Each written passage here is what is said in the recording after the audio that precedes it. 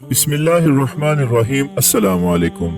لڑکی نے کہا تمہارے پاس جو قیمتی سامان ہے وہ مجھے دے دو، ورنہ میں الزام لگا دوں گی کہ تم نے میرے ساتھ زیادتی کرنے کی کوشش کی ہے۔ قائد اعظم محمد علی جناح نے اس لڑکی کو نہ تو اپنا قیمتی سامان دیا بلکہ ایک جملہ بول کر اس لڑکی کو ہی پھنسا دیا۔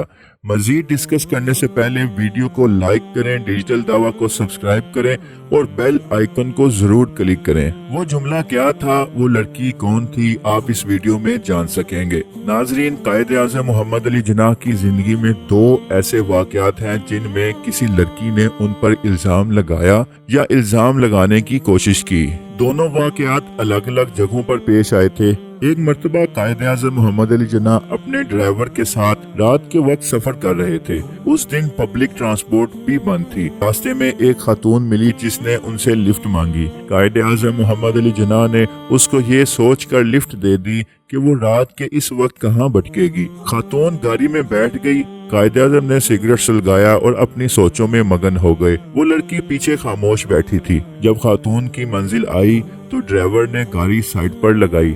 جیسے ہی گاڑی سائیڈ پر رکی، وہ لڑکی زور زور سے چلانا شروع ہو گئی کہ اس شخص نے میرے ساتھ غلط حرکت کی ہے، اور اس جگہ پر پہلے ہی بہت رش تھا اور لوگ اس وقت قائد اعظم کے خلاف بھی تھے، اور اسی وجہ سے لوگ منٹوں میں جمع ہو گئے۔ قائد اعظم گاڑی سے اترے اور اپنے سگریٹ کو لوگوں کے سامنے کیا اور اس کو جھٹکا دیا جس سے سگریٹ پر موجود راکھ گر گئی۔ تو قائد اعظم نے لوگوں سے کہا کہ میں نے اس لڑکی کے ساتھ زیادتی کی ہوتی تو زور زبردستی میں سگریٹ کی یہ راکھ پہلے ہی گر چکی ہوتی۔ یہ اس بات کا ثبوت ہے کہ یہ لڑکی ایک جھوٹ بول رہی ہے۔ یہ بات وہاں موجود سب لوگوں کے دل پر لگی اور آپ گاڑی میں بیٹھ کر وہاں سے چلے گئے۔ ایک دفعہ آپ دلی سے بمبئی جانے کے لیے ٹرین کی فرسٹ کلاس میں سفر کر رہے تھے۔ ٹرین اس وقت خالی تھی اور ڈبے میں قائد اعظم کے سوا کوئی بھی موجود نہیں تھا۔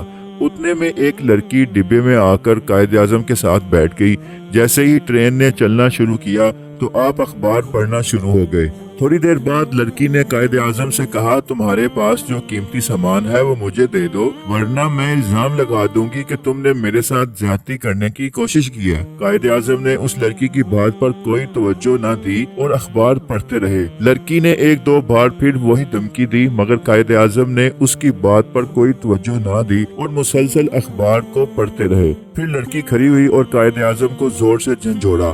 آپ نے اپنا سر اوپر کر کے لڑکی کو دیکھا اور اپنے ہاتھوں سے دونوں کانوں کی طرف اشارہ کر کے کہا کہ میں سن نہیں سکتا، تمہیں جو کہنا ہے وہ ایک کاغذ پر لکھ کر دے دو۔ خاتون نے فوراً کاغذ پر لکھ کے قائد اعظم کو دے دیا۔ آپ نے اسی وقت زنجیر کو کھینچا اور گارڈ کو بلایا۔ گارڈ کے آنے پر اس خاتون کا دیا ہوا کاغذ اس گارڈ کو دیا اور گارڈ نے فوراً اس لڑکی کو گرفتار کر لیا، اور ایسے اس لڑکی کو اگلے اسٹیشن پر پولیس کے حوالے کر دیا گیا۔ تو ناظرین، یہ قائد اعظم محمد علی جناح کی ذہانت کے دو واقعات ہیں۔